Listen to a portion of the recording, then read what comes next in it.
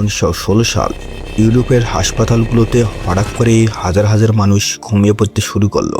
কিন্তু এই ঘুম সাধারণ ঘুম না, কেউ কেউ কয়েকদিন পর মারা গেল ঘুমের মধ্যেই।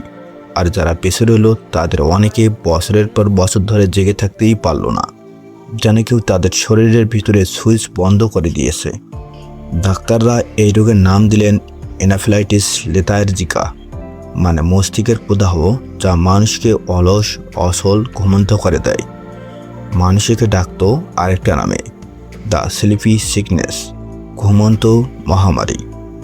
এখানে থামার আগে একটা কাজ করে ফেলুন, ভিডিওটা লাইক করুন, কমেন্টে লিখুন আপনি কোন দেশ থেকে দেখছেন, কারণ এই গল্পের শেষে এমন একটি টুইস্ট আছে যেটা আজও পুরোপুরি রহস্য। এই রোগে আক্রান্ত মানুষদের 3টে ধাপে পার হতে হতো। প্রথম ধাপে প্রচণ্ড জ্বর, মাথা ব্যথা আর অস্বাভাবিক ক্লান্তি। রোগী বলতো আমার চোখ খোলা রাখতে পারছি না। দ্বিতীয় ধাপে রোগী দিনে 20 ঘন্টার বেশি ঘুমিয়ে থাকতো, কেউ কেউ একটানা কয়েক সপ্তাহ ঘুমিয়ে থেকে আর জাগেই নেই। আর তৃতীয় ধাপটা সবচেয়ে ভয়ঙ্কর, যারা বেশি গেল তাদের শরীর ধীরে ধীরে পাথরের মতো শক্ত হয়ে যেতে লাগলো। মুখের ভাব বদলায় না, হাত পা নড়ে না, চোখ খোলা কিন্তু ভিতরে কেউ নেই, যেন জীবন্ত মূর্তি। 1915 থেকে 1926 সালের মধ্যে বিশ্বজুড়ে প্রায় 50 লাখ মানুষ আক্রান্ত হয়েছিল, মারা গিয়েছিল প্রায় 16 লাখ, আর যারা বেঁচে ছিল তাদের একটা বড় অংশ কয়েক দশক ধরে ওই জীবন্ত মূর্তি অবস্থায় হাসপাতালের বিছানায় পড়েছিল। এখানে প্রথম চমকটা, ভাবছেন নিশ্চয়ই এটা কোনো ভাইরাস বা ব্যাকটেরিয়া, আর বিজ্ঞানীরা সেটা খুঁজে বের করেছে।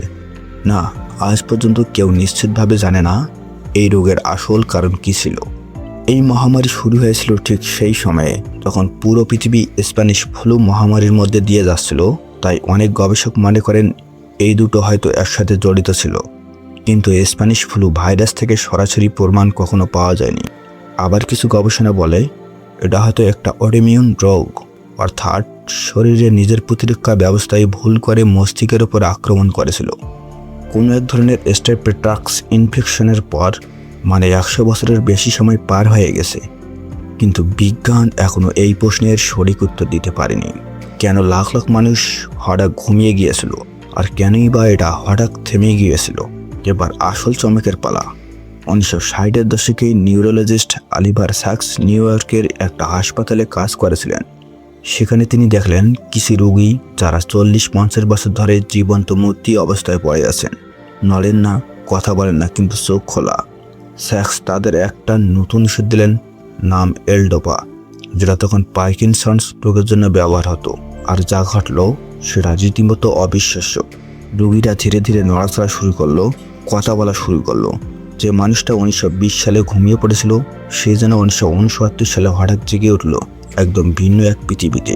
তার চারপাশে সবকিছু বদলে গেছে, কিন্তু তার মন আটকে আছে সেই পুরানো সময়ে। কিন্তু এখানেই গল্প শেষ হয়নি। কিছুদিন পরেই ওষুধের প্রভাব কমতে শুরু করলো, আর রোগীরা একে একে আবার সেই জমে যাওয়া নিশ্চল অবস্থায় ফিরে যেতে লাগলো। এই ঘটনা নিয়ে পরে তৈরি হয় বিখ্যাত বই আর সিনেমা অ্যাওয়াকেনিংস। সবচেয়ে অস্বস্তিকর সত্যটা হলো এনসেফালাইটিস লেথার্জিকা পুরোপুরি মিলিয়ে যায়নি। সময়ে সময়ে বিশ্বের বিভিন্ন প্রান্তে বিচ্ছিন্নভাবে এই রোগের মতো লক্ষণ নিয়ে রোগী পাওয়া যায়, যদিও বড় আকারে মহামারী আর হয়নি। আর যেহেতু এর আসল কারণ এখনো অজানা, বিজ্ঞানীরা নিশ্চিত করে বলতে পারেন এটা কখনো আবার বড় আকারে ফিরে আসবে না। তাই প্রশ্নটা থেকেই যায়, 100 বছর আগে যে রোগ লাখ লাখ মানুষকে জীবন্ত মূর্তি বানিয়ে দিয়েছিল, তার কারণ যদি আজও অজানা থাকে, তাহলে সেটা কি সত্যি চিরতরে চলে গেছে, নাকি শুধু অপেক্ষা করছে? যদি এই গল্পটা আপনার কাছে গা ছমছম করিয়ে দিয়ে থাকে, আপনি কি জানতেন এই মহামারীর কথা? লাইক আর সাবস্ক্রাইব করে রাখুন, কারণ সামনের এপিসোড আসছে আরেকটা ইতিহাস ভুলে যাওয়া ভয়ঙ্কর সত্যি ঘটনা।